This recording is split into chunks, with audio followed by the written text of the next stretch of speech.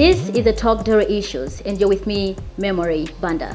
Today, we'll be discussing about how mental health affects adolescents and the youth, and how we can cope up with the new normal during the COVID-19 pandemic.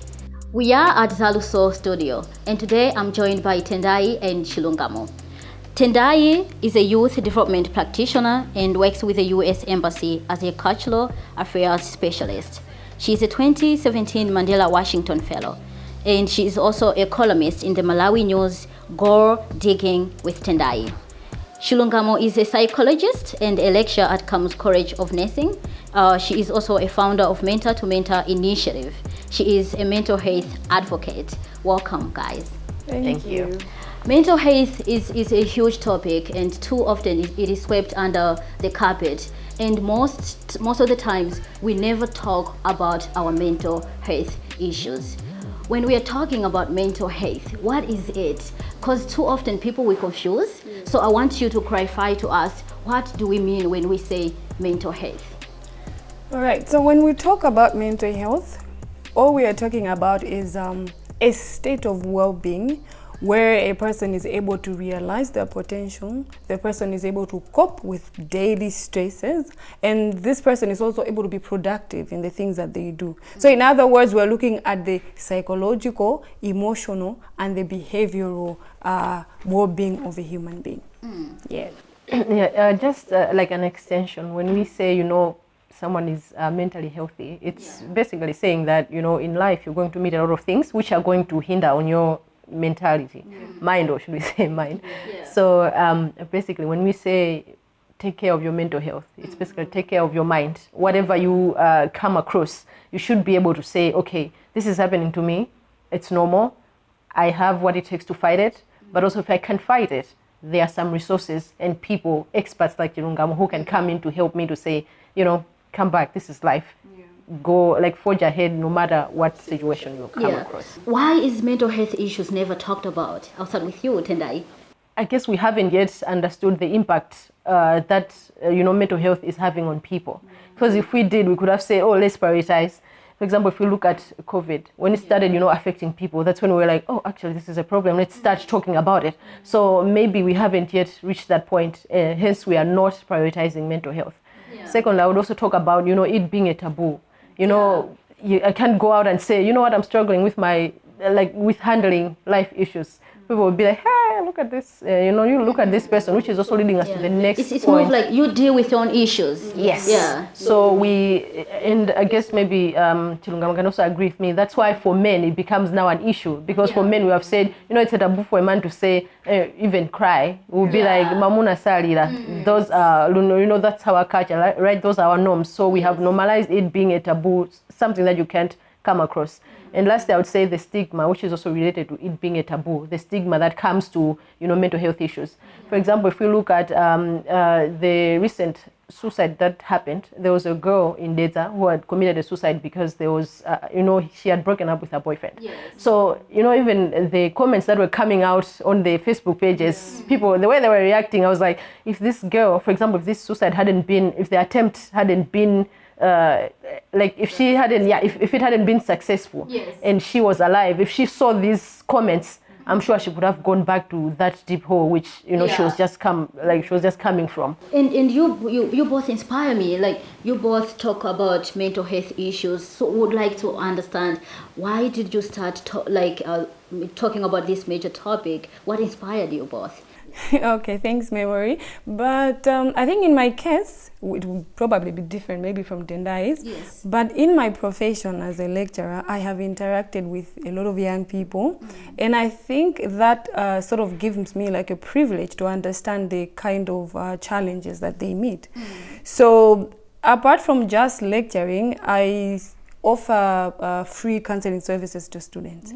So in my interaction with the students, that's when I realized the magnitude of this issue, to say there's a huge gap, there's a lot of mental health problems that the young ones are meeting. So in my work with the adolescents or just the young people, I realized that it's huge, the gap is there. And so I thought I have a responsibility, also being someone who understands, who studies psychology. So I realized the impact that mental health untreated mental health issues, the impact it has on just the daily life of a person. So I think from there, that's when I realized to say, I think I need to be one of the people who are going to stand up and just to start to talk about these issues, to let people know what it is about, and also maybe to just help out when someone reaches out and to say, I'm facing this. Amazing. Yeah. Well, for me, it was basically about contributing to the efforts of raising awareness about mental health. Sometimes people don't know. We just say, oh, you know what, you're going through a hard time, but maybe you are actually facing a mental challenge. So I wanted to also tell people that, you know, in my journey, I've also faced situations where I'm like, okay, I'm just going to give up, or maybe my mind, I'm going crazy. But accepting and saying, you know what, I also face this, and maybe if you look up to me, you should know that it's okay to feel that way, and you can, with help, with support from friends, you can actually bounce back. How do you see at it as being a teacher and a lecturer? How do you think should teachers handle students when it comes to issues of, let's say, commenting about their bodies, or maybe just in overall about mental health? Unfortunately, I feel like at every level we have lacked mental health support for people in general, despite the age that the person is at. From the time a person is a toddler, I think culturally we haven't really been given this mentality or perspective to say the psychological aspect of a person is important. So like I told you, when we talk about mental health, we're talking about the health of the mind of the person. We're talking about their behavior. We're talking about also their feelings. So I feel like we have concentrated more only on the physical aspect of a person. So as long as we're giving someone food, as long as we're giving someone education, we feel they're good to go. But we forget that there's another aspect of that person. There's a feeling part of the person. There's a thinking part of that person that we also need to take care of. So when we talk about mental health issues, even the teachers need to be made aware of how this contributes even to the performance of that particular child. Unfortunately, sometimes it even goes all the way. The impact that you have on the mental health of that particular student, it can go all the way to when they start working. So something you said, or the way you impacted negatively their mental health, it has gone with them all the way to even the way they're going to perform in a working place. So the teachers, they also have a part to play. Actually, it's a huge part. Because if those teachers inspire or boost the mental health of the student, actually the results will be amazing, because they are giving the education aspect, they're giving, even physically, you are being able to make sure that the child is well. If they are sick, you send them maybe to a clinic or to a medical person, take care of them. And at the same time, you want to understand what is this child going through? If I say this thing, how is it going to impact that child? So it's a responsibility of teachers, no matter at what level, to contribute physically, psychologically, even emotionally to that particular student. Amazing. And that message goes to everyone, the teachers, the parents, and the alike. And we are going through a crisis right now. And the COVID-19 pandemic, as we talked about, has really affected everyone. I'd like to understand what is the magnitude of how young people, especially adolescent girls and young women, are affected. Tendai. Okay, so you're right to say that COVID-19 has affected everyone, whether young or old or people. But when it comes to young people, I guess you should understand that as young people, we are God-driven people. So firstly, I would say that it has shook our routine. You know, we can't do those things that made us happy. We can't go on those adventures. We can't go to school. We can't maintain that life that we used to have. So it's really, I would say that has affected us a lot, and it's really hard. Secondly, I would also say that when it comes to loss, if you look at most of the people who have died, most of them have been those in the elderly, I would say, age strata, right? So for most young people, I've seen my friends have lost their parents. They have lost their guardians. And so it has really been a hard time. And for when we look at other young people as well, loneliness has also hit them as well. So when it comes to loss and staying at home, it hasn't been very easy. And sometimes when it comes to adapting to life, we have had to adapt fast, and not everyone has been able to do that.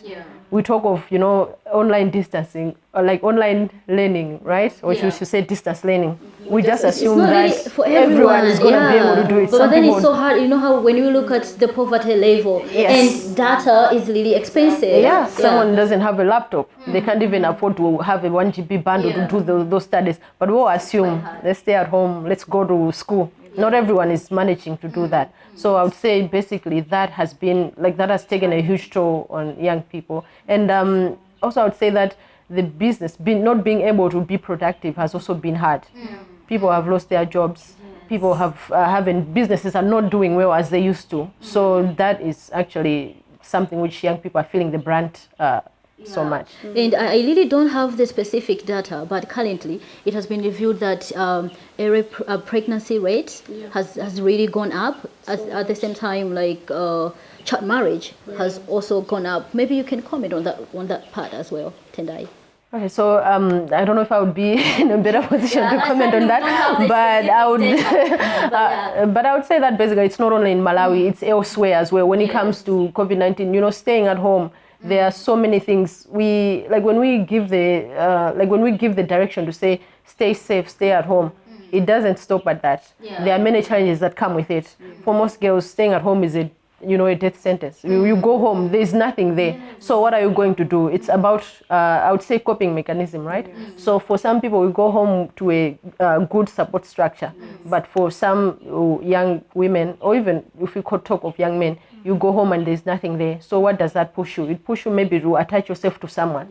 So at that end, you are at risk of getting pregnant early, or maybe because there's nothing at home, your parents would actually encourage you to go and get married because there's nothing here. So I would say really, like, there are going to be a lot of losses when it comes to COVID-19, and it's more like we've really moved backwards in terms of interventions on the ground. So I would say that's one of the challenges also, and it's really sad, yeah.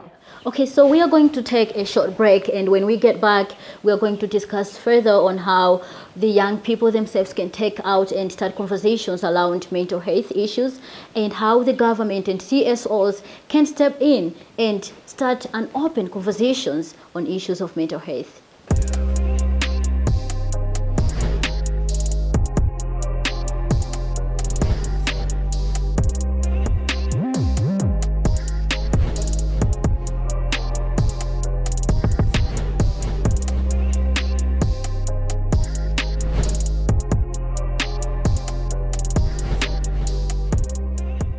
And welcome back. We'll continue from where we stopped from.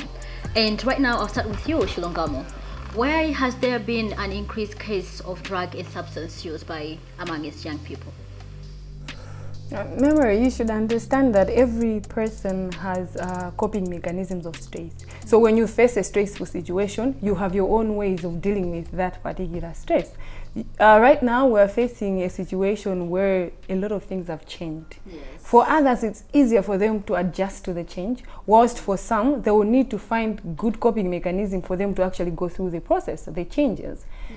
Unfortunately, other people go for substance abuse or substance use as a way of coping with what they're going through. So now, being a time where a lot of young people are home, they don't have school to do, they are not allowed to do most of the things they used to do. Yeah. For some, it's a way of coping with the stress that they're facing. Others are facing financial issues. Others, maybe they have relationship issues. So they're trying to find a way of coping. For others, it's just the news as well, the COVID-19 related news. So for some, it may be because they're trying to cope with the situation. Unfortunately, they're using wrong coping mechanisms. Yeah. And we can also look at the time that people have on their hands. The young people have a lot of time. For some, it's maybe experimenting, they're exploring to see. For others, well, maybe because they have friends who are influencing them to do it. So peer pressure as well. So that there may be a case whereby substance use may be on the rise during this time because of all these things that are going around and people are trying to cope. Unfortunately, that's not a good coping mechanism. And what do you think can be done? I'll start with both of you, but I'll start with Tendayo. What do you think can be done? Because it's really tragic. Yeah. So I think basically what we can do is to understand that the decision to say I want to stop drinking comes from the individual. So parents, we can't beat alcohol from kids, like we can't beat it out of them. What we can do is to maybe remind them about their dreams and say how this behavior is going to deter them from achieving their goals.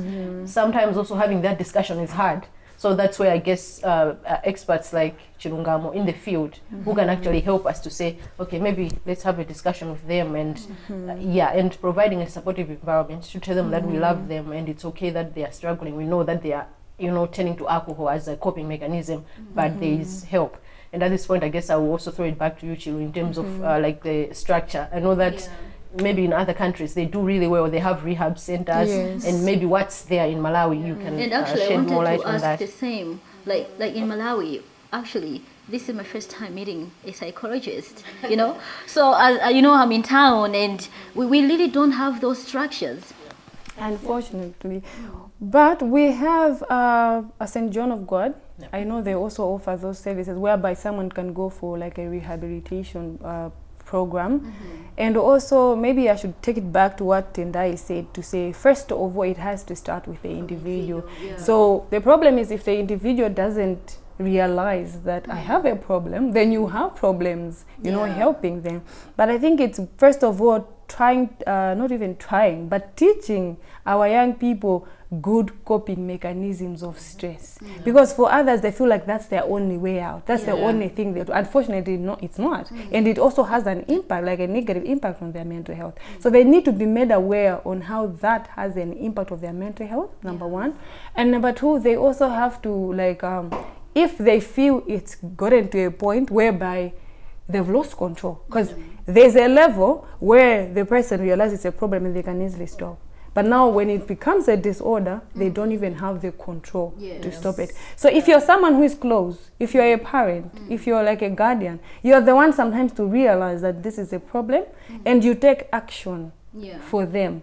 So you can reach out to someone like a therapist who you know can be able to help that person accordingly. And sometimes when you go for a professional help, like where you find a mental health professional, there are other times you are going to be required to receive medication, like, you know, for you to actually be able to get better. Sometimes all you need is therapy. So that's just someone to talk to. Maybe sometimes, maybe we're talking about going to the therapy, people start thinking about money, like, ooh, that has to be really expensive. But maybe we can also just look at, you can just have a one-to-one conversation with someone whom you can trust. Someone you trust, you can even, that's why I was mentioning the parents, to say they also have a role. One of the things I've realized these days after talking to like a lot of young people, after offering these counseling sessions, I've realized that one of the tools that we can use, one of the strategies, is to strengthen the relationships that are there between children and their parents. Like we should be able to talk to our parents. Exactly. Because children sometimes are not able to talk to their parents. As a result, they continue to engage in these activities. But if they had a parent who was like supportive and they were able to talk sense into them or have a conversation, some of these things would be like avoided at an early stage. So parents they shouldn't be afraid of their children. There are parents who are afraid of talking to their children. Build that relationship, because you also can't just start from somewhere advising someone to do that or threatening them to do something when you don't have a good relationship. Sit down, reason with each other out of love. You can actually help someone to change their behavior from that perspective. Great. And actually that comes to my next question. I've talked about at an individual level and at family level, and my next question is, how do we take it up, bringing out the conversations now at national level and in CSO organizations? What do you think can the government and the CSOs do to improve mental health? First of all, there need to be that awareness whereby we get to make sure people understand. I know these days we're able to talk about mental health, but what about in the rural areas? Has everyone been able to understand what mental health is about?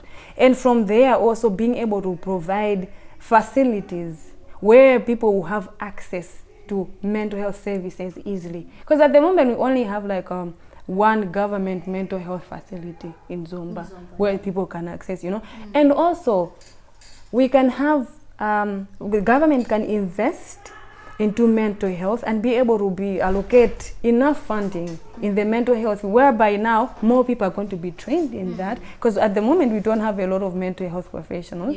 And also come up with psychosocial services or just mental health services in different institutions. For example, you can have it in schools. We can equip the teachers, I don't know whether it's the teachers or just the deans or whoever is responsible for the students, they're giving them the right expertise for them to be able to deal with these issues. Because some of them are there's a root cause that is causing this particular person to go and start to engage themselves in substance use. So if you give them a platform to solve that particular challenge that they have, they may not even reach that far and start to engage themselves in such behavior. So maybe we need to invest more in mental health now at a national level. And also as a community, if I would say that it needs to start with us. Yes. We should stop like stigmatizing against people who are coming out. Yes. For example, like right now, I think I liked what people started doing, even about postpartum depression. I think a lot of women started sharing about how hard it is for them to,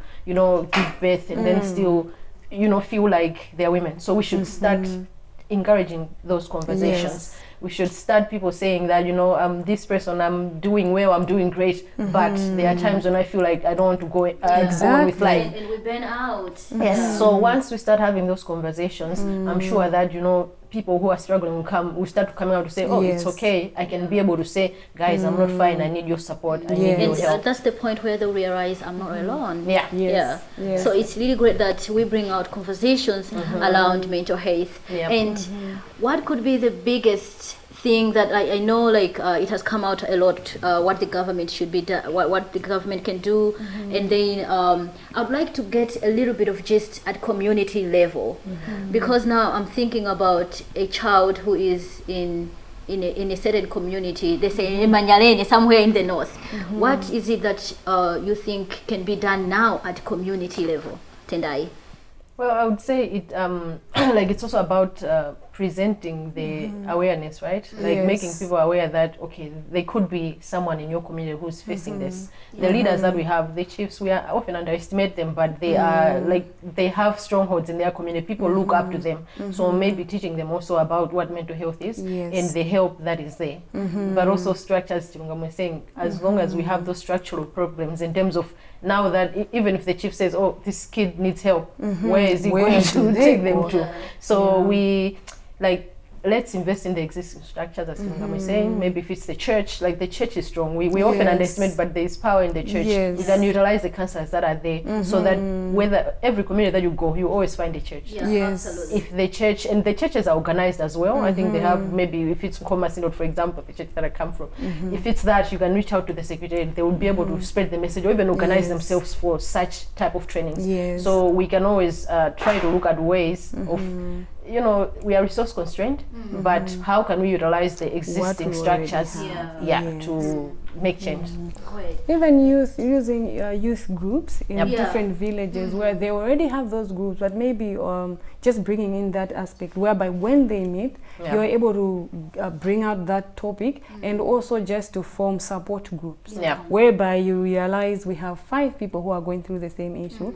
You meet them, you bring out someone who's a professional, and then the person comes, they have those meetings. It encourages them to know, oh, I'm not Like alone. in all those spaces, we can start conversations on mental health, and that's great. And we have really discussed a lot of things concerning mental health, and I hope you have really learned a lot concerning on issues of mental health. And if you are concerned about your well-being, about your mental health, there are people that you can reach out, and I would like to let you know you are not alone. We are going through stress, and when you talk about it, that's when you become healthy. That's when you actually let it out, and that's the only time when a person will know you have a problem. So let's start the conversation, let's bring it out, and you have been with me, Memory Banda. Until next time.